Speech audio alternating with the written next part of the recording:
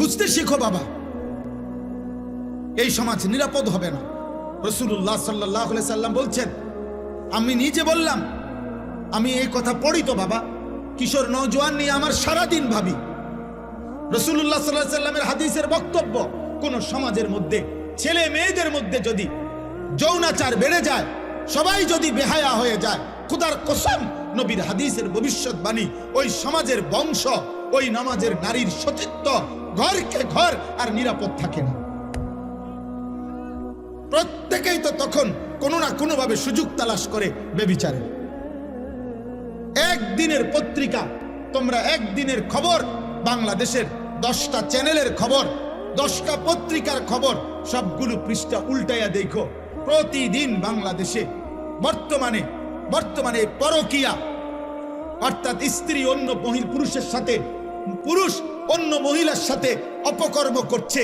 আর এই কারণে প্রতিনিয়ত খুনাখুনি, মারামারি কি পরিমাণ হচ্ছে প্রতিদিন তুমি দেখো, তোমার বিবেক থাকে। তুমি দেখো এই সমাজে পরকীয়া এখন কি অবস্থা। সবাই বেসামাল, সবাই বেসামাল। বিবাহিত নারী যদি চরিত্রহীন হয়, অবিবাহিত মেয়ের কি হবে? বিবাহিত পুরুষ যার স্ত্রী আছে বেটা, ওই যদি চরিত্রহীন হয়ে যায়, তাহলে অবিবাহিত ছেলের হালাত কোথায়? আপনারা কেউ ভাবতেছেন না। আপনারা সবাই মনে করতেছেন, আপনারা সবাই ভাবতেছেন নিজের মতো করে ছেলে পেলে বড় হইতেছে। না রে ভাই, বড় হইতেছে না, ছোট হইতেছে, চরিত্রহীন হইতেছে, লম্পট হইতেছে, চরিত্রহীন হইতেছে। 100টা মুসলিম ছেলে দাঁড় করাইলে বোঝা যায় না, আহা 98 জনের চুল বেঈমানের মতো। 100টা মুসলিম ছেলেকে জিজ্ঞাসা করেন, বাবা আজকের সারা দিনে যতবার পেশাব করছো, অতবার টয়লেট পেপার নিছো কিনা? 100 জন মুসলিম ছেলেকে জিজ্ঞেস করেন, গত 100 দিনের মধ্যে বাবা 5 ওয়াক্ত নামাজ পড়েছো কয়দিন? 100টা মুসলিম ছেলেকে জিজ্ঞেস করেন, গত 24 ঘন্টার মধ্যে মোবাইলে নারী ছবি, উলঙ্গ দৃশ্য দেখেছো রাতে দিনে মিলে কতবার? 100টা যুবক ছেলেকে বলেন, বাবা 24 ঘন্টার ভিতরে তোর কলিজার ভিতরে হারাম নারীর চাহিদা হয়েছে কয়বার, আর আল্লাহর কথা মনে পড়ছে কয়বার? তাহলে জাতি টিকবে কিভাবে? দেশ টিকবে কিভাবে? সমাজ টিকবে কিভাবে? কোনো কিছুতেই আমাদের দেশের কোনো কিছুতেই নিয়ন্ত্রণ নাই। কোন রাস্তা বছরের মাথায় এলোমেলো হয়ে যায়, কোনো জায়গায় কোনো শৃঙ্খলা গুছানো যায় না। সোজা করলেই মনে হয় যেন সিরিয়াল লাইন করাইলে, পিছনের জনের লাইন সিরিয়াল করিলে সামনের জন বেকা হয়ে যায়। কেন এমন? কেন এমন কেন বাপ? আমরা সবাই নিজের মতো করে বেড়ে উঠতেছি। গুনাহ আমাদের প্রিয় হয়ে গেছে, গুনাহ আমাদের জীবনের সঙ্গী হয়ে গেছে। নারী, ছবি, নাটক, সিনেমা, টেলিভিশন, নর্তকী। আজকে আমরা বেশিরভাগ মানুষ, এই আমার কথা আমি শেষ করতে চাচ্ছি, আজকে আমাদের বেশিরভাগ মানুষ আমরা আমাদের জীবনটাকে 2টা ভাগ করে নিছি। এক ভাগ 8 ঘন্টা 10 ঘন্টা উপার্জন, হয় চাকরি, নয় ব্যবসা, নয় ক্ষেত খামার, একটা কিছু, নয় বিদেশের কোনো ডিউটি। এই 8-10 ঘন্টা কর্ম করে, আর বাকি যতক্ষণ ঘুম না যায় বাকি টাইম বিনোদন, হয় গান, নয় নাটক, নয় সিনেমা, নয় টেলিভিশন, নয় বন্ধুদের সাথে আড্ডা, নয়তো চটপটি খাইতেছে, নয়তো মহিলা বাজারে ঘুরতেছে, বিনোদন। তাহলে এক বেলা কর্ম, আরেক বেলা বিনোদন। তো আল্লাহ কই, রসুল কই, আখেরাত কই, কবর কই, পরকালের ভাবনা কই? মা জানে না গত 24 ঘন্টায় তার ছেলেটা কি করছে। বাবা জানে না গত 24 ঘন্টায় তার ছেলেটা কোত্থেকে গেছে, কোথায় কি করছে, বাপের খবরও নেই। এভাবে তো মানুষ গড়ে না রে বাবা, এভাবে গড়ে না। আমার আম্মার বয়স 75 বছর, আমার মা অসুস্থ, দুর্বল মা আমার। আলহামদুলিল্লাহ আমার সেই মা আজও এই 75 বছর বয়সেও যখনই মার সাথে কথা বলি, মা জিজ্ঞেস করে, ফুত নামাজ পড়ছো? এখনো জিজ্ঞাসা করে, এখনো জিজ্ঞেস করে। আমার পড়ালেখার পুরা জীবন আমার মনে আছে। আমার বাবা, আমার মা, আমার বড় ভাই, আমার দিকে পুরাপুরি নজর রাখছে। আমি একবারের চুল 3 বার কাটাইছে, শুধু সামান্য 19-20 হয়েছে। আমার জীবনে কোনোদিন একটা এমব্রয়ডারি পাঞ্জাবি পরতে দেয় নাই। আমার জীবনে কোনোদিন একটা রঙিন টুপি আমি জীবনে কোনোদিন পরি নাই। তাইলে বাপ, জীবনে কেউ ধরে রাখতে হয়, মানুষ বানাইতে হইলে। আর শুধু উপার্জন করবে, টাকা রোজগার করবে, এটার জন্য কেউ ধরে রাখতে হয় না। তার পেরেশানি, কারণ তার টাকা দরকার, যখন সে একটা না একটা কর্ম করে। হালাল হারাম বুঝি না, তার দরকার হলো টাকা। টাকা রোজগার করার জন্য মানুষ, তখন আর এটা সহজ, এটার জন্য এত টেনশন করতে হয় না। আমনে মরে গেলে আমনের ফুতে টাকা রোজগার করবেনি না, অভাব তাকে উপার্জন করাইতে বাধ্য করবে, প্রয়োজন তাকে উপার্জন করাইতে বাধ্য করবে, সে কর্ম করবেই, কারণ তার তো টাকা দরকার। এটা তো সহজ বিষয়, এটার জন্য এত কিছু লাগে না। কিন্তু মানুষ বানাইতে হইলে, চরিত্রবান বানাইতে হইলে, উত্তম আখলাকওয়ালা বানাইতে হইলে, আখিরাতের মুক্তির জন্য বানাইতে হইলে ধরে রাখতে হয়, টেনে ধরতে হয়, দিন শিখাইতে হয়, আখিরাত শিখাইতে হয়, জোর করে নামাজ পড়াইতে হয়। এই জন্য আমরা কিতাবের মধ্যে পড়ছি যে মনের চাহিদা, মানুষের মনের চাহিদা ওই বাচ্চার মতো, যেই বাচ্চা মায়ের বুকে দুধ পান করে।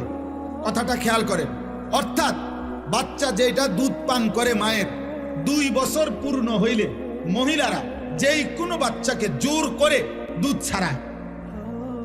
অর্থাৎ এটার জন্য বাচ্চা অনেক কাঁদে, চিৎকার করে, কান্নাকাটি করে, কিন্তু 2 বছর পূর্ণ হইলে মহিলারা বুকের দুধ ছাড়ায়। অর্থাৎ বাচ্চারে আর কোনোভাবে দুধ পান করতে দেয় না। এটা যদি 2 দিন, 5 দিন, 15 দিন মহিলা জোর করে যদি চেষ্টা না করে, এই বাচ্চা কিতাবে লিখছে, এই বাচ্চা 12 বছরও যদি হয়ে যায়, মহিলা যদি জোর না করে, তার দুধ না ছাড়ায়, তাইলে সে দুধ ছাড়বে না, সে বুকের দুধ পান করতে চাইবে। এই জন্য নিয়ম হইল, মানুষের মনের চাহিদাকে কেউ যদি জোর করে আল্লাহর দিকে না ফিরায়, গুনাহ থেকে না বাঁচায়, আল্লাহর দিকে না ফিরায়, জোর করে যদি নামাজ না পড়েন, জোর করে যদি গুনাহ থেকে না বাঁচেন, জোর করে যদি নারীর থেকে চেহারা না নামান, খোদার কসম 100 বছর না, বয়স যদি 900 বছর হয়, আর নিজে যদি জোর না করে, তাহলে এই বুড়ো নারী দেখার লোভ তার যাবে না কোনোদিন। এই জন্য দেখবেন বহু বুড়া মানুষ আছে, বাঁকা হয়ে গেছে, কিন্তু বুড়া অন চা দোকানে বসে বসে রাক্ষসের মতো নর্তকীর নাচ দেখে। বুড়ার খাচ্ছ ভালো হয়েছে না কেন? ওই যে সে যে ধরে নাই নিজেকে, গুনার হাতে ছেড়ে দিছে। এই জন্য 60 বছর বয়স, কিন্তু এখনো কথায় কথা গালি দেয়। 60 বছর বয়স, এখনো কাঁচা মিথ্যা কথা কয়। 60 বছর বয়স, এখনো সুদ খায়, কিস্তি নেয়। 60 বছর বয়স, এখনো টেলিভিশনে নর্তকী দেখে। আপনার আড্ডি নাই, গিরাগাড়ি জোরাজারি, শরীরের কিচ্ছু নাই, আপনি কীর্তন বেরিয়ে দেখেন কেন? কেন দেখবে বলেন? নাউজুবিল্লাহ। হ্যাঁ, এটা বুঝতে হবে।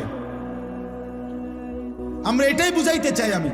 অর্থাৎ মানুষের অন্তরের চাহিদা, নফসের চাহিদা গুনাহ করাইতে চায়, জোর করে টেনে ধরতে হয়, জোর করে। নারী দেখা তো সহজ, চোখ নামানো কঠিন। মিথ্যা বলা তো সহজ, কিন্তু সর্বদা সত্য বলা কঠিন। শুয়ে থাকা তো সহজ, কিন্তু ফজরের নামাজের জন্য উঠা কঠিন। যে মাঠে আপনারা দাঁড়াবেন, ওই একই মাঠে আমরাও দাঁড়াবো। যার কাছে আপনারা হিসাব দিবেন, আমরাও হিসাব দেব। ইয়াউমা ইয়াকুমুন নাসু লিরাব্বিল আলামিন। আল্লাহ তাআলা বলেন, সেদিন সমস্ত মানুষ মহান আল্লাহ তাআলা রব্বুল আলামিনের সামনে দাঁড়িয়ে থাকবে হাসরের দিন। নবীজি সাল্লাল্লাহু আলাইহি ওয়াসাল্লাম বলেন, মাউদাউ কাদামিন, এই পাওটা রাখতে যেটুকু জায়গা মাটিতে, পায়ের তলা, ঠিক এতটুকু জায়গায় শুধু প্রত্যেকে দাঁড়াবে। এর অতিরিক্ত এক সুতা আগে বাড়তে পারবে না, পিছনেও যাইতে পারবে না, ডানেও না বামে, শুধু দাঁড়িয়েই থাকবে। এখন দাঁড়িয়ে থাকবে কতক্ষণ? সরেন 2-4 মিনিট, ঠিক না? প্রথম দিন 50,000 বছর, ফি ইয়াউমিন কানা মিকদারুহু 50 আলফ সানা। কোরআনুল কারীমের আয়াত। আল্লাহ বলছে প্রথম দিন, একদিন, হাসরের ময়দানের একদিন 50,000 বছর। এখন বলেন 50 আলফ সানা, 50,000 বছর। ভেবে দেখেন, 50,000 বছর একদিন।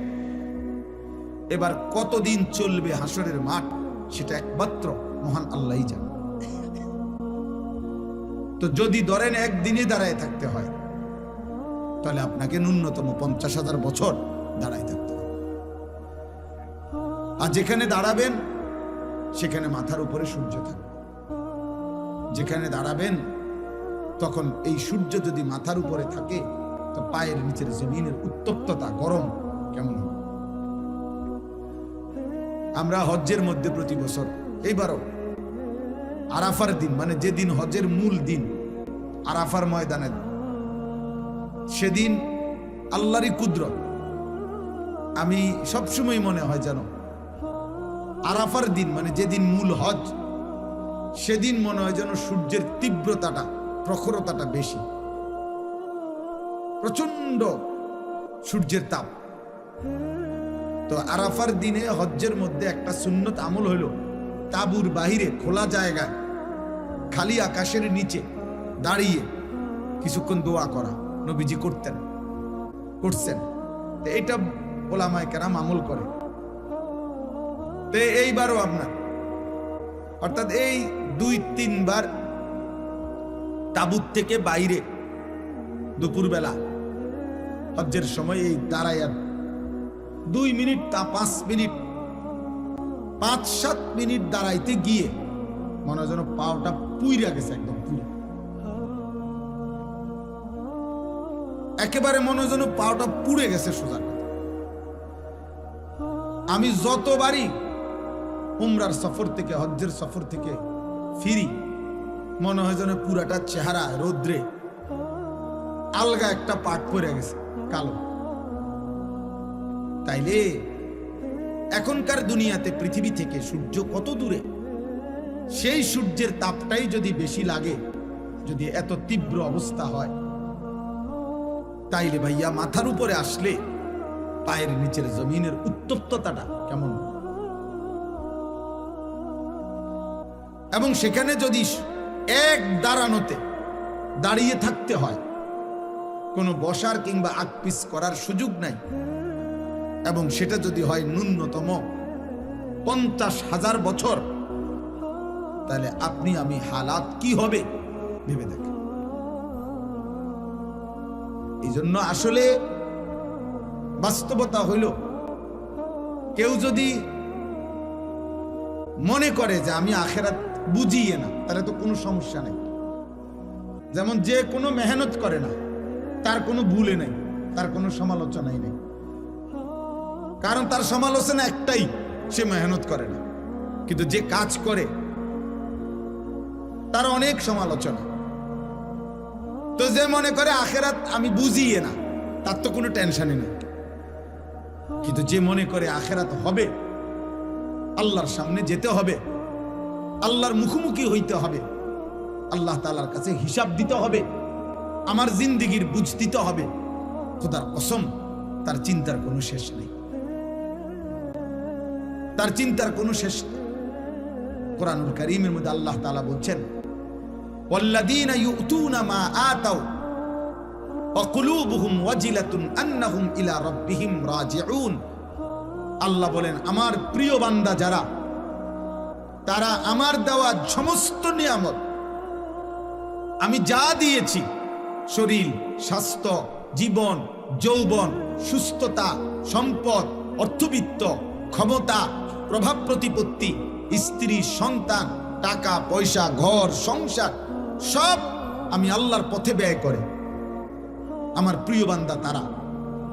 তবে সমস্ত কিছু, এই কথাটা খেয়াল করেন, সমস্ত কিছু আমার পথে, আমার নির্দেশনা মতে ব্যয় করার পরেও যাদের অন্তর সর্বদা আমি আল্লাহর সামনে আখেরাতে মুখোমুখি হবে, আমার কাছে আখেরাতে ফিরবে, এই ভয়ে কাঁপতে থাকে, তারা আমার প্রিয় বান্দা। নামাজও পড়ে, ভয়েও কাঁপে, রোজাও রাখে, ভয়েও কাঁপে, যাকাতও দেয়, ভয়েও কাঁপে, দান সাদাকাও করে, ভয়েও কাঁপে, হজও করে, আবার ভয়েও কাঁপে, আল্লাহর ভয়ে।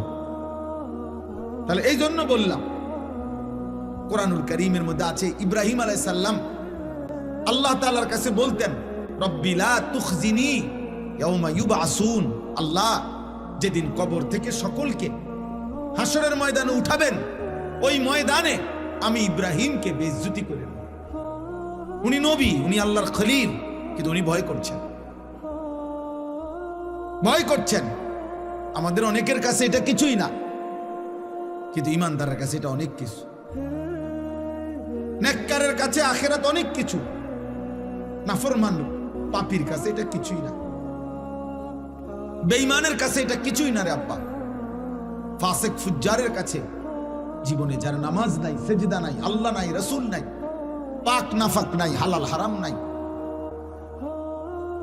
তোমরা যে সমস্ত যুবক মনে করো তোমাদের জীবনে কোনো ওযু, নামাজ, পাক নাফাক, আল্লাহ রাসূলের বিধানের কোনো পরোয়া নাই, তোমার কাছে কিছুই মনে না হইতে পারে, আমার কাছে অনেক কিছু মনে হয়, আমার অনেক কিছু মনে হয়। ইমানদারের কাছে অনেক ভয় হয়। আমাদের প্রিয় নবী সাল্লাল্লাহু আলাইহি ওয়াসাল্লাম আখিরাতে যার আল্লাহ তাআলা অগণিত মর্যাদা আল্লাহ নিজে যার ঘোষণা দিয়েছেন, নবীজি বলছেন, আল্লাহ আমাকে আখিরাতে দুনিয়ার চাইতেও বেশি সম্মানিত করবেন। ওয়ালাল আখিরাতু খায়রুল লাকা মিনাল উলা, আল্লাহ বলছে, বন্ধু দুনিয়ার চাইতে আপনার আখিরাত আপনার জন্য খায়ের, অনেক বেশি কল্যাণ হবে।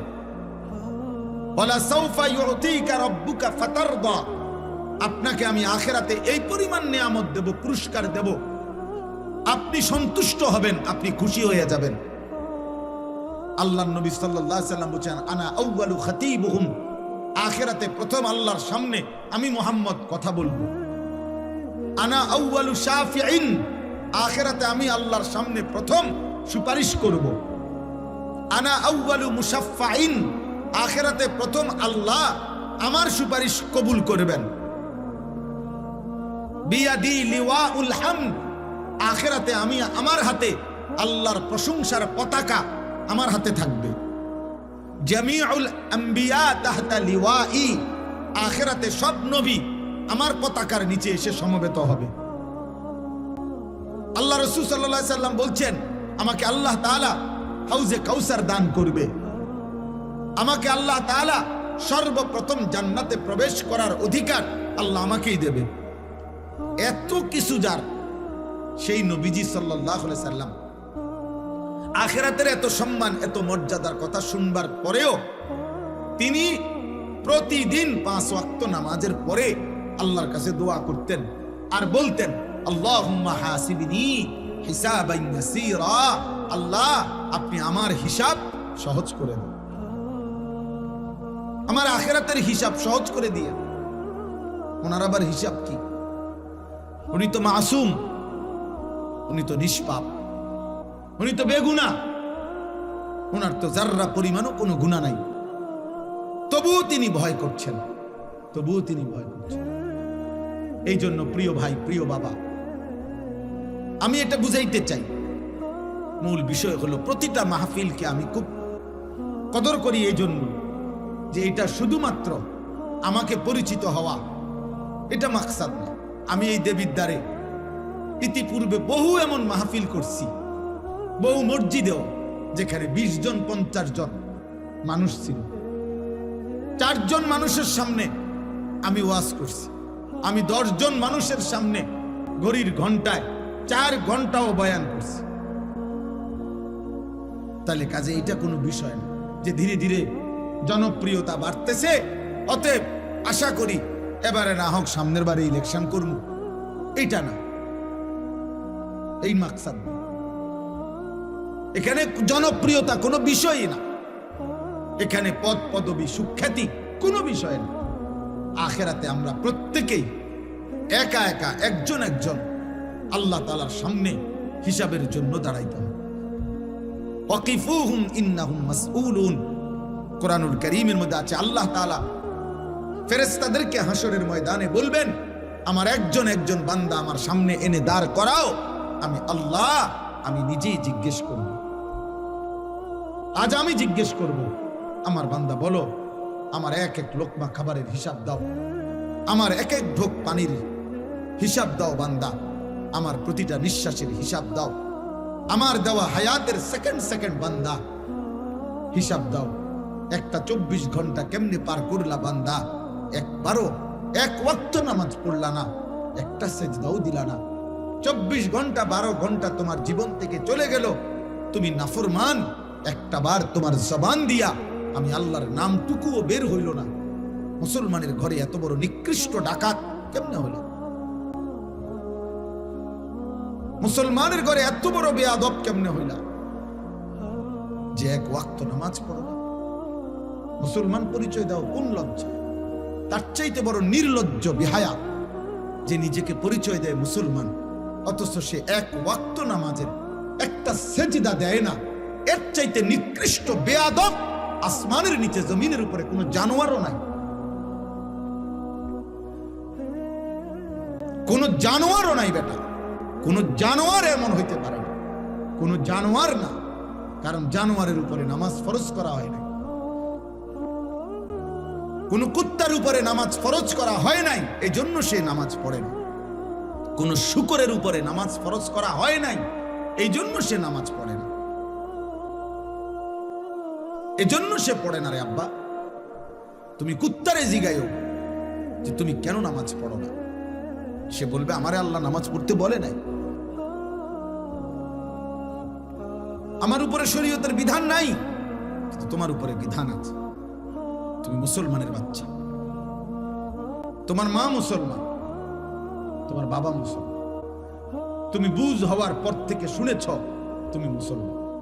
কতবার তোমার মা তোমারে কালেমা পড়াইছে, তোমার বাবা তোমাকে কালেমা পড়াইছে, তোমার মক্তবের হুজুর তোমারে কত শতবার কালেমা পড়াইছে, তোমার চারদিকের মসজিদে প্রতিদিন আজান হয়, তুমি চারিদিকে দেখো কত মানুষ নামাজ পড়ে, তোমার আত্মীয় স্বজন সবাই মুসলমান।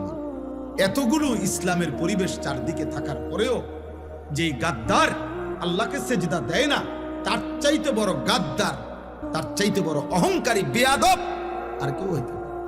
এই জন্য আমার সবসময় মনে হয় এই যে 14 বছর 16 বছর 18 বছরের ছেলে যেগুলো, তার বাবা মুসলমান, তার মা মুসলমান, তার দাদা দাদি মুসলমান, তার নানা নানি মুসলমান, তাগো গ্রামের চারদিকের সব লোক মুসলমান, তাগো গ্রামে মসজিদ আছে, ইমাম আছে, মুয়াজ্জিন আছে, মসজিদের মিনারাত থেকে আজান হয়, তাগো ঘরে আল্লাহর কোরআন আছে, তাগো এলাকার কোনো না কোনো বাচ্চা মাদ্রাসায় পড়ে, তাগো দাদা দাদি নামাজ পড়ে।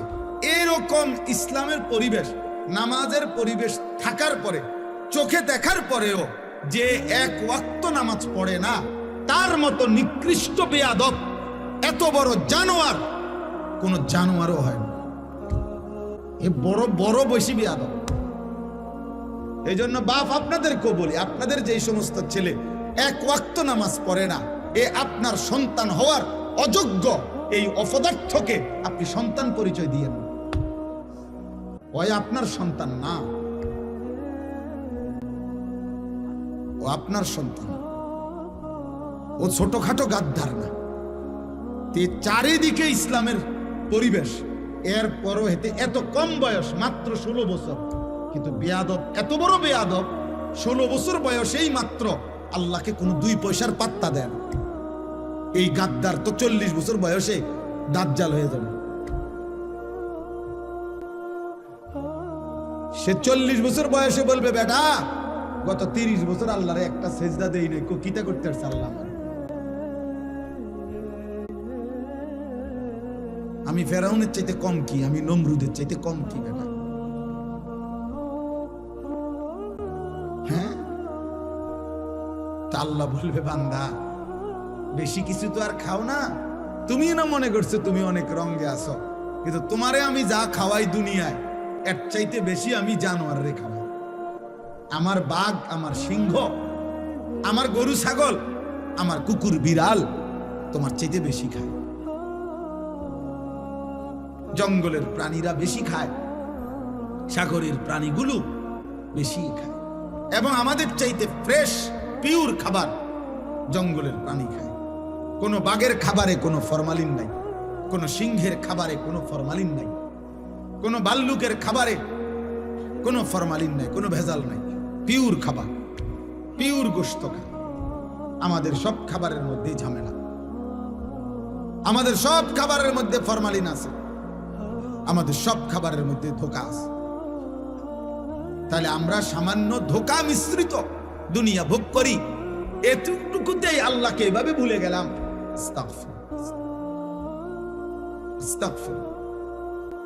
এই জন্য বাবা, প্রতিটা মাহফিলের মাকসাদ আমি বুঝি এটা আখিরাত। আখিরাত যদি আখিরাতের ভাবনা না আসে, যদি মৃত্যুর কথা মনে না পড়ে, যদি কবরের কথা মনে না পড়ে, যদি পরকালের কথা মনে না পড়ে, তাহলে ওই ওয়াজ, ওই মাহফিল বৃথা, ওইটা বৃথা। তাই কোনো ফায়দা নাই, কোনো অর্থ নাই। ওয়াজ দিয়া মানুষ দেখানোর কিছু নেই। আপনি একটা মাহফিল করে দেখাই দিলেন, অনেক লোক হয়েছে, আমনের গো মাহফিলের চাইতে বেশি লোক হয়েছে, এমনও বহু ওয়াজ আছে লাখ লাখ। তো আপনি এটা কিতা দেখাইবেন? এটা যদি এমন কিছু হইতো যে পৃথিবীতে আজ 15ই ডিসেম্বর আমি পৃথিবীকে একটি নতুন চমক দেখাইলাম, যে আমি একটি মাহফিল করলাম, মানুষের কবা হাসবে, ব্যাকল মাহফিল বুঝি তুই নতুন দেখালি, এটি তো ডেইলি ওয়াজ, তো ডেইলি হইতে আছে, মাহফিল তো ডেইলি হইতেছে। তাইলে এটা কিছুই না, প্রদর্শনীর কিছু নাই। আখিরাত, আখিরাত কবরের ফিকির, আখিরাতের ফিকির, মৃত্যুর ফিকির। আমি আর তুমি ভাই, জোয়ান ছেলেরা, বাবা মনে রাখো, আব্বা তুমি আমি যদি সবাই মিলে এটা বুঝে নিতাম যে খাইয়া পইরা দুনিয়া সমান সমান, পেটে ভাতে দুনিয়া, এরপরে আর কিছু নাই। মৃত্যু মানে শেষ, মৃত্যু মানে হারিয়ে যাওয়া, মৃত্যু মানে নিশ্চিহ্ন হয়ে যাওয়া। না রে ভাব, আল্লাহ তাআলা বলছেন, বান্দা মৃত্যু মানে নিশ্চিহ্ন না, মৃত্যু মানে আমি আল্লাহর কাছে ফিরে আসা, মৃত্যু মানে আমার কাছে আসা, আমার কাছে। কুল ইয়াতাওয়াফাকুম মালাকুল মাউত আল্লাযী ওয়াক্কিলা বিকুম সুম্মা ইলা রাব্বিকুম তুরজাউন। আল্লাহ কোরআনে বলেন, হে নবী আপনি বলে দেন, তোমাদের সকলকে আমি আল্লাহর পক্ষ থেকে নির্ধারিত ফেরেশতা মালাকুল মউত আজরাইল তোমাদের মৃত্যু ঘটাবেন, এবং অতঃপর তোমরা সকলেই ইলা রাব্বিকুম তুরজাউন, তোমাদের রবের কাছেই ফিরবে। মৃত্যু মানে হারিয়ে যাওয়া না, মৃত্যু মানে আল্লাহর কাছে ফিরে যাওয়া। কুরআনুল কারীমের মধ্যে আছে, আল্লাহ বলেন, ফাকাশাফনা আনকা গিতাআকা ফাবাসারুকা আল-ইয়াওমা হাদীদ। আল্লাহ বলেন, মৃত্যু মানে তোমার চোখে, তোমরা মনে করেছো মৃত্যু মানে এই লোকটা চোখ বন্ধ করে ফেলছে, আর কিছু দেখে না। আল্লাহ বলে, না বান্দা, দুনিয়ার এই অংশ থেকে আমি তার চোখ বন্ধ করছি। মৃত্যু মানে আমি তার চোখ আগের চাইতে পাওয়ারফুল করে দিয়ে কবর থেকে এবার এমন চোখ খুলে দিছি যে কবরের মাটির থেকেই সে জাহান্নাম পর্যন্ত দেখতে পারে। এই জন্য মৃত্যুর মাধ্যমে মানুষের চোখের দৃষ্টি কমে না, বাড়ে। ফাবাসারুকা আল-ইয়াওমা হাদীদ, আজ তোমার চোখের দৃষ্টি, আল্লাহ বলছে, মৃত্যুর পরে আরো তীক্ষ্ণ, আরো বেড়ে গেল, বেড়ে গেল। এখন তো আমি আধা কিলো দেখি না, কিন্তু মৃত্যুর পরে চোখ বন্ধ করার পরে দুনিয়া থেকে কবরে গেলেই মানুষ কবর থেকে এই চোখ দিয়েই জান্নাত কিংবা জাহান্নাম সরাসরি দেখবে। চোখের পাওয়ার বেড়ে যাবে, চোখের দৃষ্টি বেড়ে যাবে। এই জন্য মৃত্যু মানে হারিয়ে যাওয়া না। এই একই কথা আল্লাহ তাআলা বারবার বলছেন, বারবার। আমরা হুজুররা, আমরা মোল্লা, আমরা মৌলবী, আমরা এই হুজুর, আমরা জীবন আপনাদেরকে আখিরাত, কবর, মৃত্যু, পরকাল এ কথা মনে করাই। কেন? অনেক মানুষ বিদ্রুপ করে হুজুরদের কাছে, আর কোনো কথা নাই, কেবল কবরের কথা কয়, কেবল আখিরাতের কথা কয়। হ ভাইয়া, আর কোনো কথা নাই। ডাক্তারের কাছে কেবল চিকিৎসার কথা, ইঞ্জিনিয়ারের কাছে কেবল বিল্ডিং প্ল্যানিং এর কথা, রাজমিস্ত্রির কাছে কেবল ইট বালু সিমেন্টের কথা, কাঠ মিস্ত্রির কাছে কেবল কাঠ টিন জলুই ফেরেক এটারই কথা। যে যেই কাজ করে তাকে ওই কথা বললে ওইটাই মানায়, সে অন্য কথার পণ্ডিতি করলে এটা মানায় না। মোল্লা, মুন্সি, মৌলবী, আলেম, ওলামা, আমাদের জিম্মাদারি আল্লাহর বান্দাদেরকে আখিরাতের দিকে তৈরি করা, পরকালের জন্য তৈরি করা। আর খোদার কসম, এটাই সত্য যে আখিরাতের প্রস্তুতি, আখিরাতের চিন্তা, এটাই শ্রেষ্ঠ প্রস্তুতি, এটাই সর্বশ্রেষ্ঠ চিন্তা। আপনি মরে গেলেও আপনি চিন্তা করেন না আপনার ফুট বাঁচবে। আমি মরে গেলে, অনেক মানুষ আছে না, আমি মরে গেলে আমার জি ফুটটি কেমনে জানি চলবো, আমনের বাপ মরাতে আপনি যেমনি চলছেন, এই আমনে মরার পরেও আমনের জি ফুট এমনি চলবে। আমনে কোনো টেনশন করেন না, আমনে এত মিথ্যা বলার দরকার নাই, আমনে এত সুদ, এত কিস্তি, এত বাটফারি সিটারি জিফুতের লাগিয়া করছি না, না, লোভের কারণে করছেন, স্বার্থের কারণে করছেন। কোন সুদখোর মনে রাখবেন স্ত্রী সন্তানের প্রতি দরদি না। কোন কিস্তিখোর যারা কিস্তি নেয়, এই হারামখোর মূলত স্ত্রী সন্তানের মায়ায় না, লোভে লোভে লোভে। আপনাকে বলে নাই বেটা স্ত্রী সন্তানকে হারাম দ্বারা পালতে, হারাম দ্বারা তার সংসার করতে। আপনাকে আল্লাহ বলে নাই, নবী বলে নাই, রাষ্ট্র বলে নাই, মেম্বারে বলে নাই, চেয়ারম্যানে বলে নাই, এই পৃথিবীর কোনো পাগলেও বলে নাই। আমনের লোভ আপনারে সুদ খাওয়াইছে, আমনের লোভ আপনারে কিস্তি নেওয়াইছে। আপনি হারামখোর মিয়া। কোন হারামখোরের সন্তান মানুষ হয় না, আমি বলে গেলাম, লিখিত দিলাম, লিখিত। সুদখোরের সন্তান মানুষ হয় না, কিস্তিখোরের সন্তান মানুষ হয় না, ঘুষখোরের সন্তান মানুষ হয় না। যদি বলেন মানুষ হইছে, আমারে বলেন, আমি দেখতে যাব। আপনি কি দেখাইবেন মানুষ হয়েছে? মানে হেতন পয়সা ইনকাম করে, 1 লাখ টাকা বেতন পায়, 1 লাখ টাকা বেতন পাইলে হেতরে মানুষ কয়। আপনার এটা কে বলছে? কোথায় লিখছে? কোথায়? সে উপার্জনে না শিখছে মিয়া, সে পয়সা রোজগার করা না শিখছে। আপনার সন্তান টাকা উপার্জন করলে তো মানুষ হয়েছে বলে না। এই পৃথিবীর কোন অভিধানে, কোন ডিকশনারিতে কোথায় কথা লেখা নাই যে মানুষ কাকে বলে। যে উপার্জন করে টাকা, তাকে মানুষ বলে? তাকে বলে মানুষ মিয়া? কোথায় লিখছে এটা বলেন? পৃথিবীর কোথায় লিখছে এই কথা? ইনসান তো ভিন্ন কিছু, ইনসান তো ভিন্ন কিছু। উপার্জন, নিজের খাবারের চাহিদা পূরণের জন্য প্রয়োজনীয় জিনিস সংগ্রহ, এটা তো পিঁপড়াও করে। একটা পিঁপড়াও তো এই পৃথিবীর সবচেয়ে বেশি শক্তিশালী, এই পৃথিবীর সবচেয়ে শক্তিশালী প্রাণী কি? পিঁপড়া। পিঁপড়াই পৃথিবীর সবচেয়ে শক্তিশালী প্রাণী, যে তার ওজনের চাইতেও ভারী জিনিস বহন করতে পারে। একটা হাতি সমপরিমাণ আরেকটা হাতি কাঁধে লইতে পারত না, বুঝেন না? কিন্তু একটা পিঁপড়া তার নিজের চাইতে ভারী জিনিস বহন করতে পারে। এই জন্য পিঁপড়া সবচেয়ে শক্তিশালী প্রাণী, সে তার অবস্থানের চাইতে বেশি জিনিস নেয়। এই জন্য ভাইয়া, বাবা, আখিরাত ভুলবেন না। বাবাদেরকেও বলি, আমার সাফ কথা, একটা লোক, আমি তো চ্যালেঞ্জ করছি, কোন বাপ, একজন বাবা এখানে দাঁড়িয়ে বলেন যে আমি সুদে কিস্তিতে 12 লাখ টাকা লইয়া আমার ফুতেরে বিদেশ পাঠাইছি, হুজুর আল্লাহ জানে আখিরাতে আমারে মাফ করে, আল্লাহ জানে আমার কবরের আযাব মাফ করে দে, এই আশায় আপনি এমন খারাপ করেন। এই নে দাঁড়াই বলে, আপনি ছবি উঠাবেন, সবাই ছবি উঠাবেন। এবার যে এবার সুদে টাকা লইছে, লইয়া কিস্তিতে টাকা নিয়া এবার ফুতেরে বিদেশ পাঠাইছে, আল্লাহ জানে উনারে এবারে জাহান্নাম থেকে মুক্তি দেয়, আখিরাতে জানে মাফ করে, এই আশায় এটা এটা এমন করে।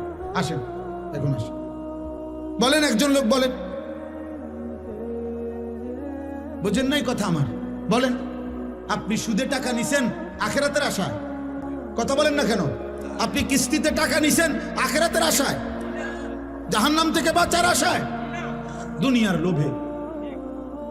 আপনি এটা বুঝছেন আপনার ছেলেটা এখন আমি 12 লাখ টাকা দিলে এটা আমার একটা টাকা উপার্জনের মেশিন, আমি একটা মেশিন বইয়ে এলাম, এরপরে হেতে টাকা দিব। তা নাই তো বলেন, দুনিয়ার আশা ছাড়া, সম্পদের আশা ছাড়া বাড়ি করবেন, বিল্ডিং করবেন, জমি কিনবেন, সংসার চালাইবেন, বাজার সদাই খাইবেন, আপেল মালটা খাবেন, এই তো দুনিয়াই হলো। তো আখেরাত, আখেরাত ভুলে গেলেন? বাবাও ভুলে গেলেন, সন্তানও ভুলে গেলেন। আপনার ছেলে উপার্জন একদিন কর্মে না গেলে আপনার মনে গুসা হয়, কিরে ফুর্তি কি শুরু করলি, কামে যাস না কা। কিন্তু আপনার ছেলে 365 দিনে, খোদার এক বছরে একদিনও ফজরের নামাজ পড়ে না, একটা দিন পড়ে না। এত বড় জানোয়ার মুসলমানের ঘরে ঘুমায় কেমন? ওরে জিজ্ঞাসা করেন না, ওই ছেলেটাকে জিজ্ঞাসা করেন, তুই মানুষ না জানোয়ার? ওরে বলতে পারো। একদিনও তুমি 365 দিনে মুসলমানের ঘরে জন্ম নিয়ে তুমি একদিনও ফজরের নামাজ পড়বা না? তোমার আল্লাহ নাই, তোমারে কেউ বানায় নাই। তুমি মাটির তলের থেকে বাইরিছ, তুমি আসমান থেকে পড়ে গেছো, তোমার কোনো সৃষ্টিকর্তা নাই, তিনি তোমার কাছে কিছু চায় না। আস্তাগফিরুল্লাহ, আস্তাগফিরুল্লাহ। তাহলে একটা বাবা বেনামাজি সন্তান ঘুমায়, ওমা বেড়ার কোনো চিন্তাই নাই, ওনার কোনো ফিকিরে নাই। ওনার ফিকির শুধু টাকা, চাকরি, ব্যবসা, দোকানদারি, বিদেশ, পয়সা, এই জীবন। বলেন আব্বা, আখেরাত কেমনে ভুলে গেলেন? আখেরাত যদি ভুলেও যান তো আখেরাত হবে না। কথা বলেন না? বলো ছেলেরা, বাবা তোমরা বলো, তোমরা যারা আজকে মৃত্যু ভুলে গেছো, তোমাদের মৃত্যু হবে না? তোমরা যারা নামাজ পড়ো না, তোমরা তো মৃত্যু ভুলে গেছো।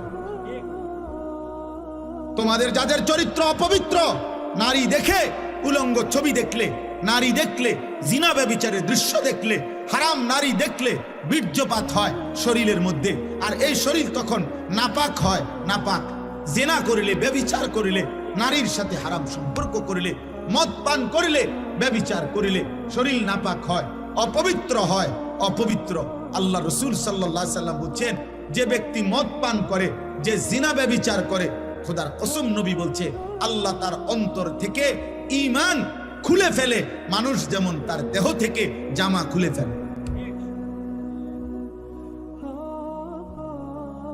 মান জানা ওয়া শারিবাল খামরা নাযা আল্লাহু মিনহুল ঈমান কামা ইয়াখলাউল ইনসানু আল কামিসা মিন রাসিহি। ঈমান খুলে ফেলে বেটা। এই অবস্থায় যদি মৃত্যু হয় নাফরমান, মনে রেখো সে মৃত্যু কি মৃত্যু হবে। আল্লাহ রাসূল সাল্লাল্লাহু আলাইহি সাল্লাম বলেন, বুখারীর হাদিস, লা ইয়াজনি জানি হিনা ইয়াজনি ওয়া হুয়া মুমিন। কোন ব্যক্তি যখন জিনা করে, ব্যভিচার করে, কোন মেয়ের সাথে হারাম সম্পর্ক করে, খোদার কসম নবী বলছে সে মুমিন থাকে না।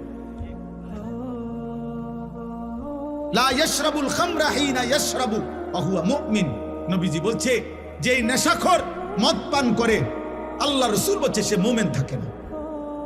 লা ইয়াসরিকু সারিকু হিনা ইয়াসরিকু ওয়া হুয়া মুমিন। আল্লাহ নবী বলেন যে চুরি করে, চুরি করে, আল্লাহর কসম নবী বলছে সে মুমিন থাকে না। আর চুরি শুধু নামওয়ালা চুরি না, যেখানেই আপনি কাউরে ওজনে কম দিলেন, এটা চুরি না? কথা বলেন না কেন? রাষ্ট্রের সম্পদ যারা চুরি করে তারা চোর না? জনগণের সম্পদ যারা চুরি করে তারা চোর না? ভদ্রলোক, আপনি কথা তো শুদ্ধ কর। একেবারে স্যুট পরা, বুট পরা, একদম টাই টুই লাগানো, আপনি তো বাস পান। মিথ্যা কথা বলেন। আপনি তো এক খোঁচা দিয়ে 100 কোটি টাকা মেরে দিচ্ছেন, তাহলে আপনি তো শুদ্ধ চোর। আপনি তো কথা তো শুদ্ধ বলেন। এজন্য বললাম আব্বা, দুইটা শব্দ ইংরেজি বলা, প্যান্ট পরা, স্যুট পরা, শুদ্ধ ভাষায় কথা বলা, টাকা পয়সা উপার্জন করা, এর নাম মানুষ না। মানুষ ভিন্ন কিছু, ইনসান ভিন্ন কিছু, ভিন্ন কিছু। যদি বলেন আপনাদের হুজুরদের মধ্যে তো এরকম অনেকের থাকতে পারে ত্রুটি, হ্যাঁ থাকতে পারে, আমি কি অস্বীকার করছি নাকি? হুজুর হিসাব দিবে না? কথা বলে না কেন? ইমাম সাহেব হিসাব দিতে হবে না? ইমাম সাহেব কি ব্যস্ত টেন্ডার লয়ে লাইছে নাকি? তাইলে বক্তা সাহেব কি ব্যস্ত? আমি কি এখন ব্যস্ত থেকে আসছি? আমি ক্যান্টনমেন্ট থেকে আসছি, সাবের বাজার থেকে। হিসাব আমাকেও দিতে হবে, আপনাকেও দিতে হবে। এজন্য আমিও চেষ্টা করি, আপনিও চেষ্টা করবেন। আমি তো আল্লাহকে সাক্ষী রেখে বলতে পারি, ইনশাআল্লাহ। আপনি বলেন, আমি বলি, আমি 5 ওয়াক্ত নামাজ আজকে জামাতের সাথে পড়ছি।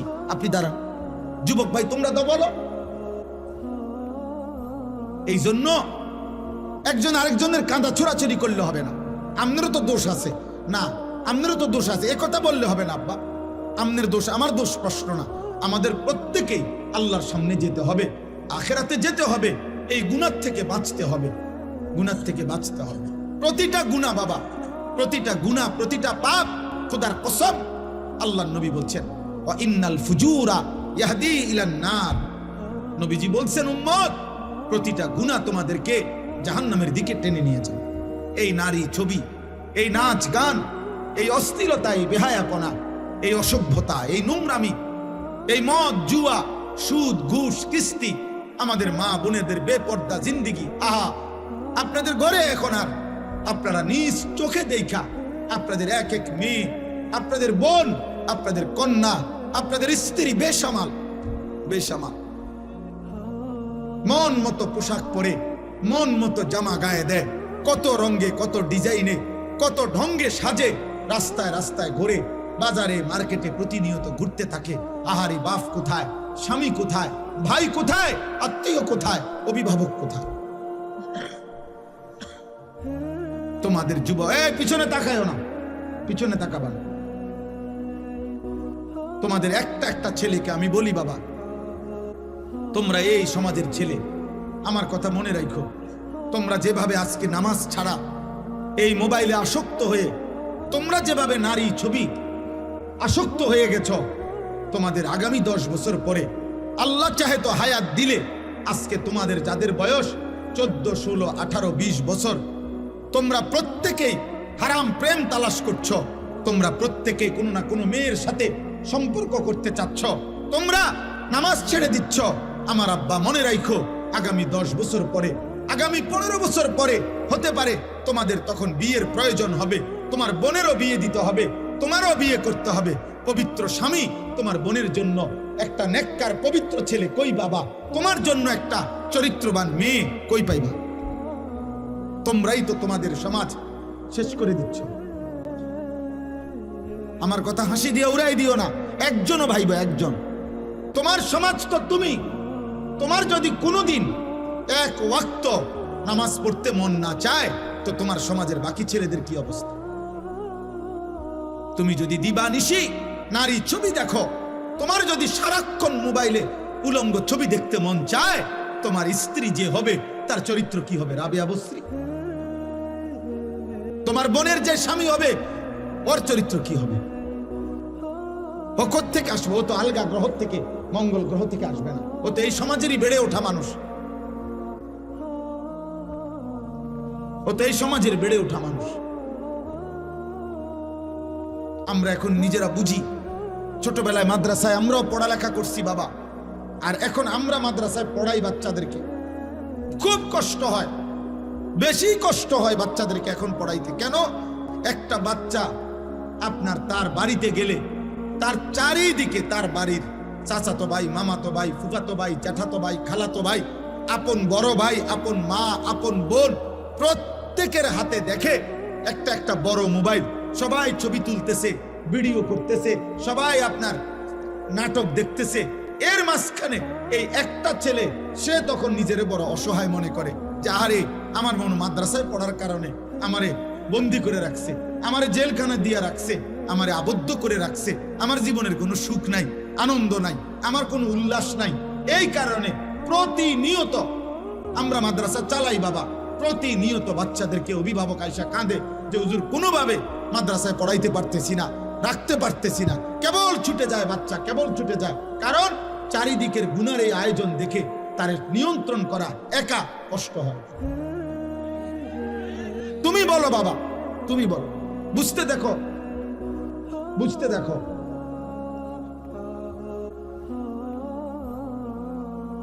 বুঝতে শিখো বাবা,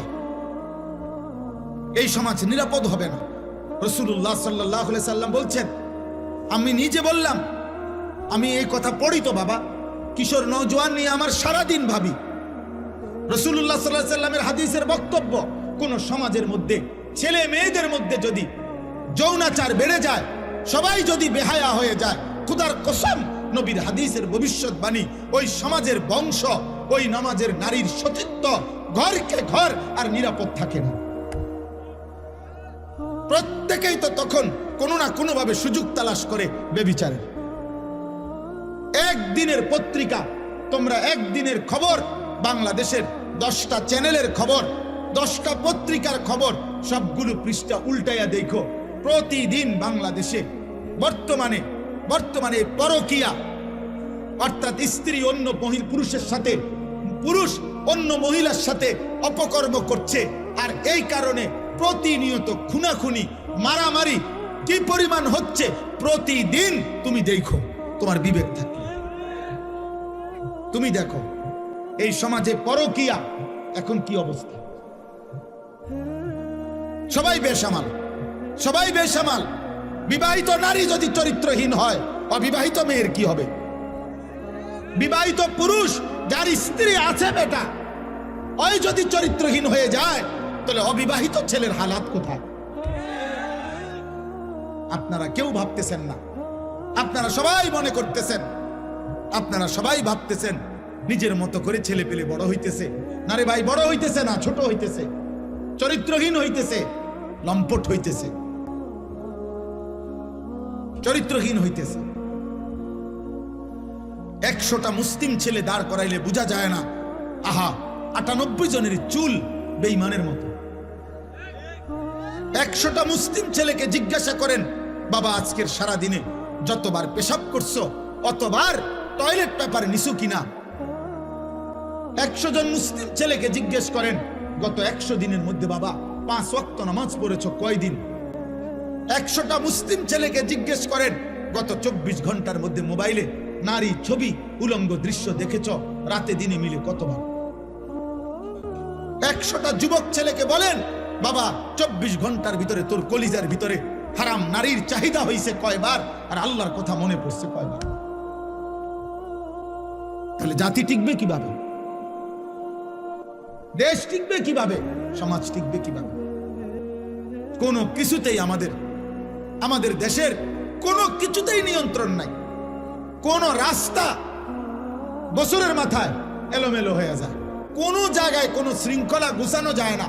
সোজা করলেই মনে হয় যেন সিরিয়াল লাইন করাইলে, পিছনের জনরে লাইন সিরিয়াল করিলে সামনের জন বেকা হয়ে যায়।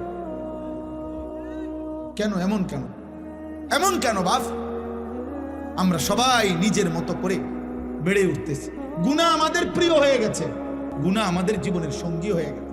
নারী, ছবি, নাটক, সিনেমা, টেলিভিশন, নর্তকী। আজকে আমরা বেশিরভাগ মানুষ, এই আমার কথা আমি শেষ করতে চাচ্ছি, আজকে আমাদের বেশিরভাগ মানুষ আমরা আমাদের জীবনটাকে 2টা ভাগ করে নিছি। এক ভাগ 8 ঘন্টা 10 ঘন্টা উপার্জন, হয় চাকরি, নয় ব্যবসা, নয় ক্ষেত খামার, একটা কিছু, নয় বিদেশের কোনো ডিউটি। এই 8-10 ঘন্টা কর্ম করে, আর বাকি যতক্ষণ ঘুম না যায় বাকি টাইম বিনোদন, হয় গান, নয় নাটক, নয় সিনেমা, নয় টেলিভিশন, নয় বন্ধুদের সাথে আড্ডা, নয় তো চটপটি খাইতেছে, নয় তো মহিলা বাজারে ঘুরতেছে, বিনোদন। তাহলে এক বেলা কর্ম, আরেক বেলা বিনোদন। তো আল্লাহ কই, রসুল কই, আখেরাত কই, কবর কই, পরকালের ভাবনা কই? মা জানে না গত 24 ঘন্টায় তার ছেলেটা কি করছে, বাবা জানে না গত 24 ঘন্টায় তার ছেলেটা কোত্থেকে গেছে, কোথায় কি করছে, বাপের খবর নাই। এভাবে তো মানুষ গড়ে না রে বাবা, এভাবে গড়ে না। আমার আম্মার বয়স 75 বছর, আমার মা অসুস্থ দুর্বল মা আমার, আলহামদুলিল্লাহ আমার সেই মা আজও এই 75 বছর বয়সেও যখনই মার সাথে কথা বলি, মা জিজ্ঞেস করে, ফুত নামাজ পড়ছো? এখনো জিজ্ঞাসা করে, এখনো জিজ্ঞেস করে। আমার পড়ালেখার পুরা জীবন আমার মনে আছে, আমার বাবা, আমার মা, আমার বড় ভাই আমার দিকে পুরাপুরি নজর রাখছে। আমি একবারের চুল 3 বার কাটাইছে, শুধু সামান্য 19-20 হয়েছে। আমার জীবনে কোনোদিন একটা এমব্রয়ডারি পাঞ্জাবি পরতে দেয় নাই। আমার জীবনে কোনোদিন একটা রঙিন টুপি আমি জীবনে কোনোদিন পরি নাই। তাইলে বাপ, জীবনে কেউ ধরে রাখতে হয়, মানুষ বানাইতে হইলে। আর শুধু উপার্জন করবে, টাকা রোজগার করবে, এটার জন্য কেউ ধরে রাখতে হয় না। তার পেরেশানি, কারণ তার টাকা দরকার, যখন সে একটা না একটা কর্ম করে। হালাল হারাম বুঝি না, তার দরকার হলো টাকা। টাকা রোজগার করার জন্য মানুষ তখন আর এটা সহজ, এটার জন্য এত টেনশন করতে হয় না। আমনে মরে গেলে আমনের ফুতে টাকা রোজগার করবেনি না, অভাব তাকে উপার্জন করাইতে বাধ্য করবে, প্রয়োজন তাকে উপার্জন করাইতে বাধ্য করবে, সে কর্ম করবেই, কারণ তার তো টাকা দরকার। এটা তো সহজ বিষয়, এটার জন্য এত কিছু লাগে না। কিন্তু মানুষ বানাইতে হইলে, চরিত্রবান বানাইতে হইলে, উত্তম আখলাকওয়ালা বানাইতে হইলে, আখিরাতের মুক্তির জন্য বানাইতে হইলে ধরে রাখতে হয়, টেনে ধরতে হয়, দিন শিখাইতে হয়, আখিরাত শিখাইতে হয়, জোর করে নামাজ পড়াইতে হয়। এই জন্য আমরা কিতাবের মধ্যে পড়ছি যে মনের চাহিদা, মানুষের মনের চাহিদা ওই বাচ্চার মতো, যেই বাচ্চা মায়ের বুকে দুধ পান করে। কথাটা খেয়াল করেন, অর্থাৎ বাচ্চা যেটা দুধ পান করে মায়ের, 2 বছর পূর্ণ হইলে মহিলারা যেই কোনো বাচ্চাকে জোর করে দুধ ছাড়ায়। অর্থাৎ এটার জন্য বাচ্চা অনেক কাঁদে, চিৎকার করে, কান্নাকাটি করে, কিন্তু 2 বছর পূর্ণ হইলে মহিলারা বুকের দুধ ছাড়ায়। অর্থাৎ বাচ্চারে আর কোনোভাবে দুধ পান করতে দেয় না। এটা যদি 2 দিন, 5 দিন, 15 দিন মহিলা জোর করে যদি চেষ্টা না করে, এই বাচ্চা কিতাবে লিখছে, এই বাচ্চা 12 বছরও যদি হয়ে যায়, মহিলা যদি জোর না করে, তার দুধ না ছাড়ায়, তাইলে সে দুধ ছাড়বে না, সে বুকের দুধ পান করতে চাইবে। এই জন্য নিয়ম হইল, মানুষের মনের চাহিদাকে কেউ যদি জোর করে আল্লাহর দিকে না ফিরায়, গুনাহ থেকে না বাঁচায়, আল্লাহর দিকে না ফিরায়, জোর করে যদি নামাজ না পড়েন, জোর করে যদি গুনাহ থেকে না বাঁচেন, জোর করে যদি নারীর থেকে চেহারা না নামান, খোদার কসম 100 বছর না, বয়স যদি 900 বছর হয় আর নিজে যদি জোর না করে, তাহলে এই বুড়ো নারী দেখার লোভ তার যাবে না কোনোদিন। এই জন্য দেখবেন বহু বুড়া মানুষ আছে, বাঁকা হয়ে গেছে, কিন্তু বুড়া চা দোকানে বসে বসে রাক্ষসের মতো নর্তকীর নাচ দেখে। বুড়ার খাচ্ছ ভালো হয়েছে রং কেন? ওই যে সে যে ধরে নাই নিজেকে, গুনার হাতে ছেড়ে দিছে। এই জন্য 60 বছর বয়স কিন্তু এখনো কথায় কথা গালি দেয়। 60 বছর বয়স এখনো কাঁচা মিথ্যা কথা কয়। 60 বছর বয়স এখনো সুদ খায়, কিস্তি নেয়। 60 বছর বয়স এখনো টেলিভিশনে নর্তকী দেখে। আপনার আড্ডি নাই, গিরাগাড়ি, জোরাজারি, শরীরের কিচ্ছু নাই, আপনি কীর্তন বেড়িয়ে দেখেন কেন? কেন দেখবে বলেন? নাউজুবিল্লাহ। হ্যাঁ, এটা বুঝতে হবে। আমরা এটাই বুঝাইতে চাই আমি, অর্থাৎ মানুষের অন্তরের চাহিদা, নফসের চাহিদা গুনাহ করাইতে চায়, জোর করে টেনে ধরতে হয়, জোর করে। নারী দেখা তো সহজ, চোখ নামানো কঠিন। মিথ্যা বলা তো সহজ, কিন্তু সর্বদা সত্য বলা কঠিন। শুইয়া থাকা তো সহজ, কিন্তু ফজরের নামাজের জন্য উঠা কঠিন। তাইলে এটা তো কঠিন বাবা, কিন্তু ওই কঠিনটা যে করতে পারে, সফলতা, বিজয়, কামিয়াবি তার কপালেই পদচুম্বন করে। সেই মানুষ, সেই সার্থক। পুরুষ তো পুরুষই, মানুষ তো মানুষই বেটা। মানুষ কেন কাপুরুষ হবে? কাপুরুষ হবে কেন? অতএব আজকে এই রাত গভীরে আমি আপনাদের কাছে অনুরোধ করছি, প্রত্যেকেই দয়া করে, ছেলেরা, বাবারা, তোমার উপরে তুমি রহম করো আব্বা। হাসি দিয়ে উড়াই দিও না। হাসি তোমার প্রত্যাশা, তোমার সমর্থনের আশায় আমি আসি নাই। আর এই কথা জরুরি মনে রাখো বাবা, আল্লাহর দিন গত 1450 বছর ধরে আছে, আগামীতেও থাকবে, আগামীতেও থাকবে। তোমার মতো আমার মতো ফালতু লোক ছাড়াও ইসলাম টিকবে। যেদিন নবীজি মক্কায় কালেমার দাওয়াত দিছেন, সেদিন আবু জেহেলকেও দাওয়াত দিছেন, আবু লাহাবকেও দাওয়াত দিছেন, আবার আবু বকর ওমরকেও দাওয়াত দিছেন। আল্লাহ বলছে, বন্ধু আপনি দাওয়াত দেন, সবাইকে নেব আমি। এজন্য আল্লাহ নিছেন আবু বকরকে, নেন নাই আবু জেহেলকে। আল্লাহ নিছেন ওমরকে, নেন নাই আবু লাহাবকে। তো আবু জেহেল, আবু লাহাবের মতো এই নিকৃষ্ট বেঈমান ছাড়াও ইসলাম বিজয় হয়েছে। তাহলে তোমার মতো অপদার্থ, চরিত্রহীন নারী ছবি আর এই বেঈমানের মতো চুল যারা রাখছো, তোর মতো কাপুরুষ ছাড়াও ইসলাম টিকবে বেটা। মনে রাখিস, তুই কোনো কামে লাগবি না আর কি। আল্লাহর দিনের কামে লাগলা না আর কি। তুমি কামলা এই বেডি চাই এই শেষ হইলা, তোমার জীবন চলে গেল এই ভাতে মাছে আর পেশাব পায়খানা, এতটুকুই আর কি। ইসলাম বিজয় হবে, কালেমা বিজয় হবে, ইমানের বিজয় হবে, সারা পৃথিবীময় ইসলামের পতাকা উড়বে, কোনো সন্দেহ নাই। আল্লাহ রসুলের কথা মিথ্যা হয় না। নবীজি বলছে যদি শোনো যে কিয়ামতের আর একদিন বাকি, আল্লাহ নবী বলছে তখনও দাজ্জাল আসবে, তারপরেও মাহদী আসবে এবং দাজ্জালের পতন হবে, আর মাহদীর নেতৃত্বে সারা পৃথিবীময় কালেমার পতাকা উড়বে। অতএব পৃথিবী আমি কিংবা আমার ছেলে কিংবা তার ছেলে, আমাদের যেই কোনো জেনারেশন ইনশাআল্লাহ খোদার কসম নবীর ভবিষ্যৎবাণী, ইসলামের পতাকা সারা পৃথিবীময় আরেকবার উড়বে, সারা পৃথিবীতে ইসলামের খেলাফত প্রতিষ্ঠিত হবে। এটা কোন যুক্তিতেও যদি আপনার আমার বুঝে না আসে, কিন্তু নবীজি বলছেন এই কথার উপরে ভিত্তি করে ইয়াকিন, এটা হবেই হবে, হবেই হবে, হবেই হবে ইনশাআল্লাহ, কোনো সন্দেহ। যখন হইতে লাগে তখন মালিকে বুঝায় এমনে হয়, যখন বাগন লাগে তখন বাগবার সময় মানুষে বুঝে এই এমনে বাগছে হেলিকপ্টার দিয়ে। এর আগে 10 মিনিট আগে, 5 মিনিট আগে এই বাংলাদেশের কোন সাংবাদিক, কোন বুদ্ধিজীবী, কোন আন্দোলনকারী কেউ আপনার সিদ্ধান্ত বা কোনো ভবিষ্যৎবাণী দিতে পারে নাই যে উনি বাগবে কেমনে। আল্লাহ বলছে আমি যখন বাগাইয়া দিছি তখন সবাই দেখলা এই হেলিকপ্টারে বাগে। জি জি, 10 মিনিট আগে কেউ বুঝে নাই, 10 মিনিট আগে কেউ বুঝে নাই ফেরাউন কিভাবে ডুববে।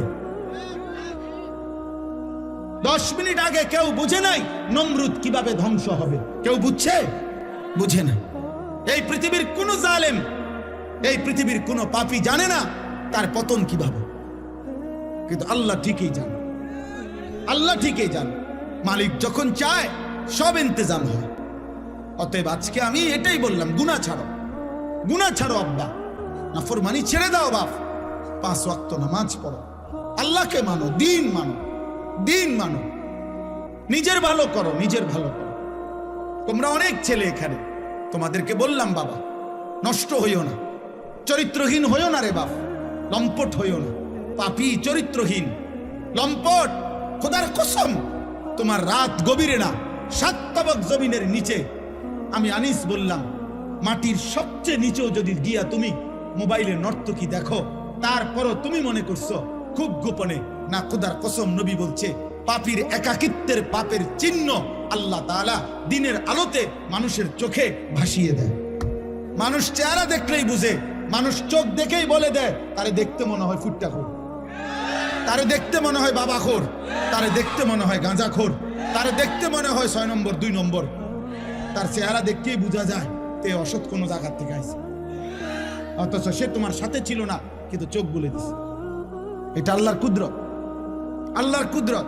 মানুষ জুনায়েদ বাগদাদিকে ডাকাইত বলে না, ডাকাইতের জুনায়েদ বাগদাদি বলে না। মানুষ দিনের রাত বলে না, রাতকে দিন বলে না। অতএব আপনি আমি যেমন মানুষের কাছে চিহ্নিত হবেন তার, এটাই সত্য, এটাই সত্য। আপনি করবেন চুরি, মানুষে মনে করবো আপনি বাইজিৎ বুস্তামি, আয়ো মানুষে ব্যাক কর, মানুষে চিরা খায়, মানুষে ভাত খায় না। অতএব এটা আমি প্রত্যেককে বললাম, আমরা আজকে ইনশাআল্লাহ নিয়ত করি, নিয়ত করি। আল্লাহ বলছে কুলিয়া ইবাদিয়াল্লাযীনা আসরাফু আলা আনফুসিহিম লা তাকনাতু মির রাহমাতিল্লাহ। আল্লাহ বলছে বন্ধু আপনি বলে দেন, হে আমার বান্দারা, তোমাদের গুনাহ যত বেশি হোক, পাপ যত বেশি হোক, তোমরা আমার রহমত থেকে নিরাশ হইও না।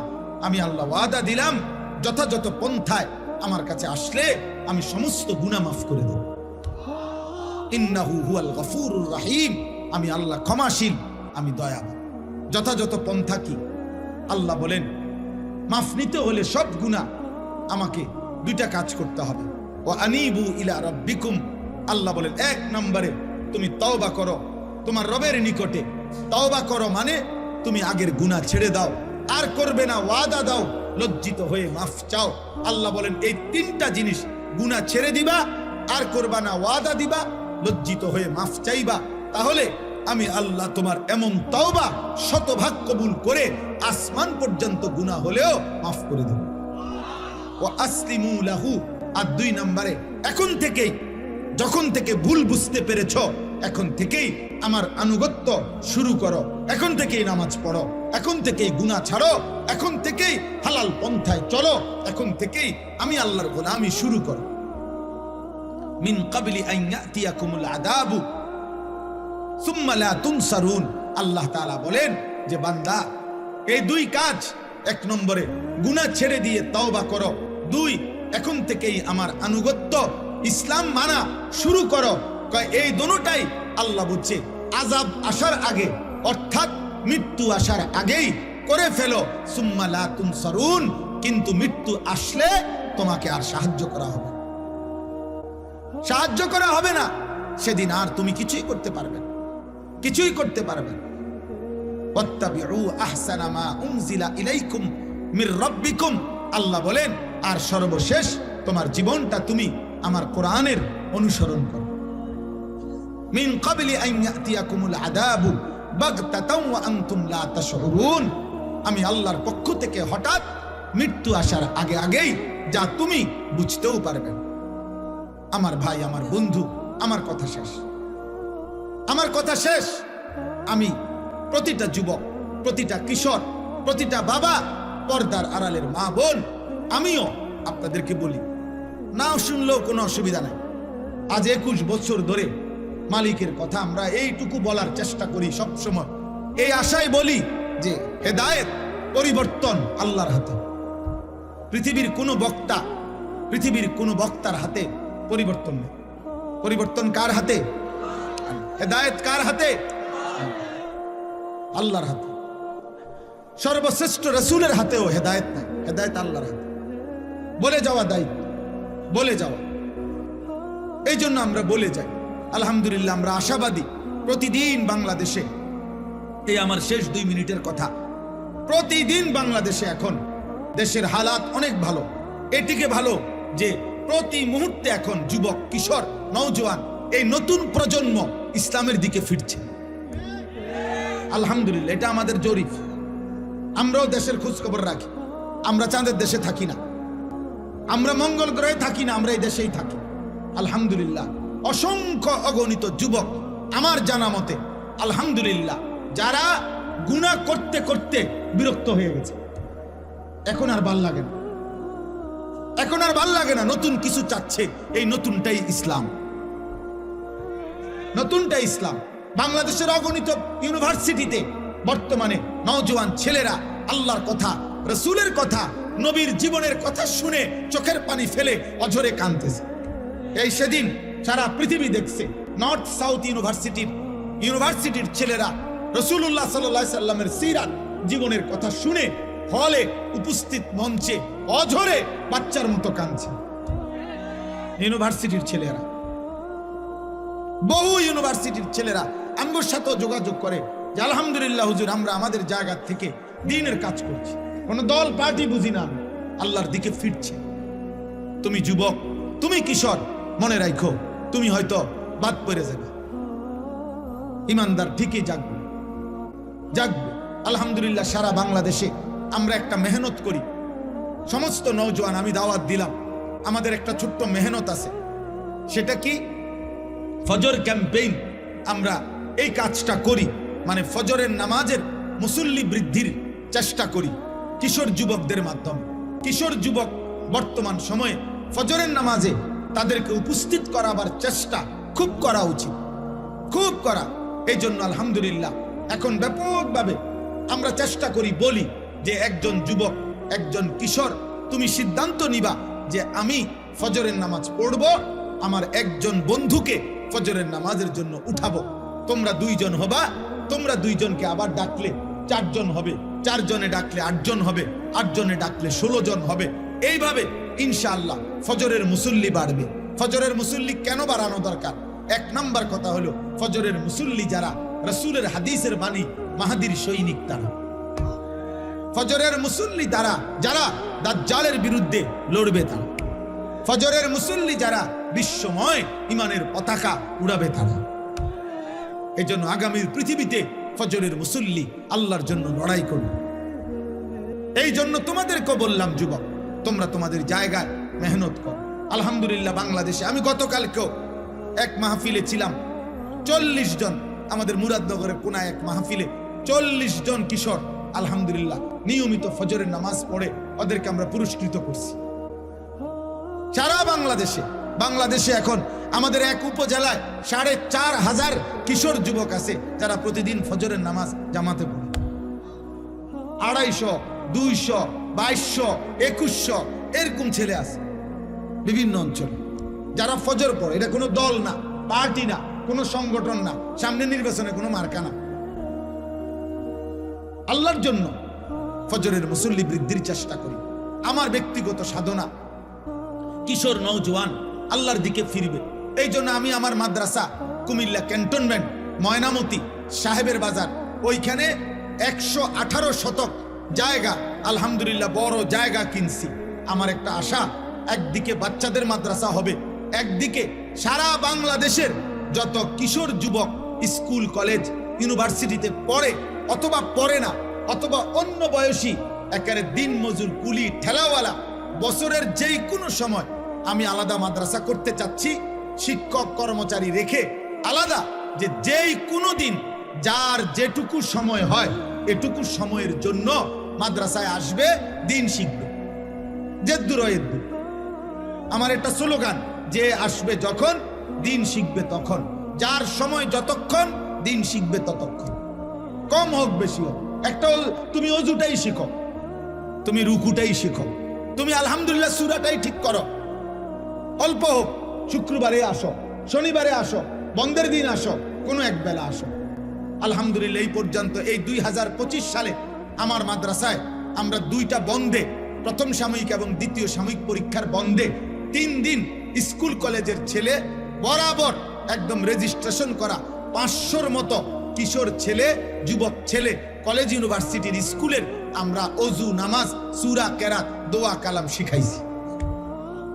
আরবার হবে ইনশাআল্লাহ রমজানের আগে, এবং এটাকে সারা বছরের রূপ দিতে চাই। আমার এই মাদ্রাসার জায়গার জন্য আপনাদের কাছে আমি দোয়া চাই। আমার এই মাদ্রাসার জায়গায় যদি কেউ পারেন অংশগ্রহণ করবেন। প্রায় 2.5 কোটি টাকার উপরে জায়গার দাম, শুধু মাটির দাম। তো আমার একটা নিয়ত করছি আমরা, যে 4200 টাকা আমাদের এক মুসল্লা পরিমাণ জায়নামাজ পরিমাণ জমির দাম। কোনো বয়সী মানুষ ওনারা যদি দেয় আমাদের মাদ্রাসায়, আমরা ওনারে আজীবন আমাদের মাদ্রাসার উন্নয়ন সদস্য বানাবো। আর 30 বছরের নিচে কোনো ছেলে যুবক কিশোর ওরা যদি 1000 টাকা দেয় আমাদের মাদ্রাসায়, তাহলে আমরা তাকে যুব সদস্য আমাদের মাদ্রাসার উন্নয়ন সদস্য বানাবো। তার নাম অন্তর্ভুক্ত করে মোবাইল নাম্বার পাইলে আমরা ইনশাআল্লাহ তার নাম এন্ট্রি করব, এবং আমরা ইনশাআল্লাহ তার জন্য দোয়ার মধ্যে সে সদকায়ে জারিয়ার সওয়াব পাবে। আমাদের এই কাগজটা নিয়েন, যারই মন চায় এই কাগজে এই কথাটা লেখা আছে, বিকাশ নাম্বার আছে। আপনাদের কারো সুযোগ হইলে, ভাল লাগলে, পারলে 1000 টাকা দিবেন, অথবা 4200 টাকা দিবেন, অথবা কম বেশি হইতে পারে, হাতে দিলে হাতে দিবেন, অথবা আপনারা মোবাইলে বিকাশে পাঠাবেন। না পারলে দোয়া করবেন, কোনো অসুবিধা নেই। অনেক প্রবাসী আছে, অনেকের বাবা ভাই আছে, যার মন চায় সে পারলে দিয়েন। আল্লাহ তৌফিক দান করেন। আজকের এই মসজিদের মাহফিল আল্লাহ কবুল করে নেন। জীবনটা সবার কাছে অনুরূপ রাসূলুল্লাহ সাল্লাল্লাহু আলাইহি সাল্লামের একটা সুন্নত। যুবক ভাই, তুমি যেহেতু সুন্দর হতে চাও, তো নবীর মতো সুন্দর হও, সাহাবাদের মতো সুন্দর হও। আমরা এই কিতাবটা বিক্রি করি, তালিমুস সুন্নাহ, আমাদের নবীজির জীবনের সমস্ত সুন্নাত, নবীর 23 বছরের জীবনের ছোট বড় একেবারে বিন্দু বিসর্গ যত সুন্নাত এই কিতাবের মধ্যে আছে। বাংলা ভাষায় প্রায় 600 পৃষ্ঠা ব্যাপী নবীজির সুন্নাতের উপরে পূর্ণাঙ্গ প্রামাণ্য দলিল সহ একটা কিতাব এটা। আমরা এটা ঢাকার একজন বড় বুজুর্গ গাজীপুরের অধ্যক্ষ মিজানুর রহমান চৌধুরী, বাংলাদেশের একজন বহুত বড় আল্লাহওয়ালা, অনেক আলেমদের সমন্বয়ে উনি এই কিতাবটা লিখছেন। উম্মতের ঘরে ঘরে যেন নবীজির সুন্নতের একটা কিতাব পৌঁছে, যার যখন সময় হয় পড়লে একটা সুন্নত শিখবেন, আমল করবেন। আপনাদের কাছে বললাম, আমাদের সাদা গাড়িতে যাওয়ার সময় 400 টাকা মূল্যে কারো সুযোগ হলে কিনবেন। আল্লাহ তৌফিক দেন, আল্লাহ কবুল করেন। আমার মাদ্রাসায় প্রত্যেক মাসের দ্বিতীয় শনিবার মাসিক ইসলাহি মাহফিল হয়। সেখানে যুবক ভাই, বয়স্ক বাবা, যারই সুযোগ হয় অংশগ্রহণ করার, শরীক হওয়ার চেষ্টা করবেন। আল্লাহ তৌফিক দান করেন। আল্লাহ তাআলা আমাদেরকে প্রতিটা ভালো কাজে অংশগ্রহণ করার তৌফিক দান করেন। কিশোর ছেলেরা, যুবক ছেলেরা, আবারও বলি, শেষবারের মতো আবার বললাম, তুমি গুনাহ ছেড়ে দাও, পাপ ছেড়ে দাও, নারী দেখো না, ছবি দেখো না, চরিত্রহীন হইও না আব্বা, নষ্ট হইও না। বাপ, আমার শেষ কথা মনে রাখো, কোন পাপী, কোন চরিত্রহীনকে পৃথিবীর কেউ মনে রাখে না। আব্বা মনে রাখো, আমার কথা মনে রাখো। মানুষ চরিত্রহীনকে, মানুষ দুষ্টকে, লম্পটকে মানুষ শ্রদ্ধার সাথে স্মরণ করেন। পাপীর নাম থাকে না বাপ, নাফরমানের নাম থাকে না। এই জন্য আমি সবসময় বলি, ফেরাউন এই নামে পৃথিবীর কেউ কোনো কুত্তার নামও রাখে না। নমরুদ এই নামে পৃথিবীর কেউ কোনো কুত্তার নামও রাখে না। আবু জেহেল এই নাম পৃথিবীর কেউ কুত্তার নামও রাখে না। আবু লাহাব এই নাম পৃথিবীর কেউ কোনো কুত্তার নামও রাখে না। অথচ ওরাও দুনিয়া ভোগ করছে। ফেরাউন নমরুদ দুনিয়া ভোগ করে নাই তাইলে? কিন্তু বেলাল কালো মানুষ ছিল, নিগ্রু গোলাম, যাকে তার মনিব অবর্ণনীয় জুলুমার নির্যাতন করছে, কিন্তু সেই বেলাল আল্লাহকে রাজি করছে। এক কালো গোলাম, এক হাবশার গোলাম, কিন্তু আল্লাহকে রাজি করেছে। আজ পৃথিবীর লক্ষ কোটি ইমানদারের সন্তানের নাম বেলাল। মুমিনের নাম থাকে বাপ, চরিত্রহীনের নাম থাকে না। আল্লাহ আমাদের সবাইকে ঈমান আমলের তৌফিক দান করেন। আল্লাহ আমাদের সবাইকে নেক জীবন দান করেন। আলহামদুলিল্লাহি রাব্বিল আলামিন। আল্লাহুম্মা আনতাস সালাম ওয়া মিনকাস সালাম। তাবারাকতা ইয়া যাল জালালি ওয়াল ইকরাম। মাওলাই করিম, আপনি মাফ করে দেন। রব্বে করিম, আপনি মাফ করে দেন। মেহেরবান মাওলা, আপনি মাফ করে দেন। আয় আল্লাহ, আজকের এই মাহফিল খানা আপনি কবুল করে নেন। আমাদের পিছনের জিন্দেগির সমস্ত গুনাহ মাফ করে দেন। আগামী জীবন আপনি সুন্দর করে দেন। ঈমান আমল দান করেন, ইজ্জত আফিয়ত দান করেন, তাকওয়া তহারত দান করেন। সেজদাওয়ালা কপাল বানিয়ে দেন, কাঁদনেওয়ালা চোখ বানিয়ে দেন, জিকিরওয়ালা জবান বানিয়ে দেন, মোহাব্বতওয়ালা দিল বানিয়ে দেন, সুন্নতওয়ালা জীবন বানিয়ে দেন। আল্লাহ আমাদের জীবন সুন্দর করে দেন, আমাদের আখিরাত সুন্দর করে দেন। সমস্ত কবরবাসীদেরকে মাফ করে দেন। কিয়ামত পর্যন্ত কবরের আযাব মাফ করে দেন। কবরগুলোকে জান্নাতের টুকরা বানিয়ে দেন। আল্লাহ আপনার নূরে রহমত দ্বারা কবরগুলোকে নূরে নূরে নূরান্বিত করে দেন। আল্লাহ আমার এই কিশোর যুবক ছেলেগুলোকে নামাজি বানিয়ে দেন, নামাজি বানিয়ে দেন, নামাজি বানিয়ে দেন, চরিত্রবান বানিয়ে দেন। এদের চুল, চেহারা, আখলাক, চরিত্র সুন্দর করে দেন। মোবাইলের আসক্তি থেকে বাঁচান, নারীর আসক্তি থেকে বাঁচান, মদ, জুয়া, জিনা, ব্যভিচার, গান, বাদ্যের হারাম জীবন থেকে আল্লাহ নওজোয়ান মুসলিম যুবককে হেফাজত করেন। আগামীর মাহাদির সৈনিক হওয়ার জন্য ফজরের মুসল্লি হওয়ার তৌফিক দান করেন। আল্লাহ 5 ওয়াক্ত নামাজ পড়ার তৌফিক দেন। আমার বয়স্ক বাবা চাচাদেরকে আরো বেশি নেক আমলের তৌফিক দান করেন। মা বোনদেরকে পর্দা পুশিদা দান করেন। ফাতেমা, রাবেয়া, বসরিয়ার মতো ঈমান আমল দান করেন।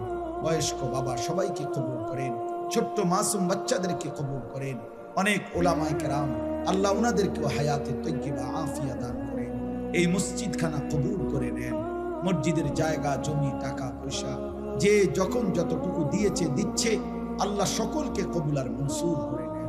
ইমাম, খতিব, মুয়াজ্জিন, কমিটি, মুসল্লি, এলাকাবাসী প্রত্যেককে উত্তম বিনিময় দান করেন।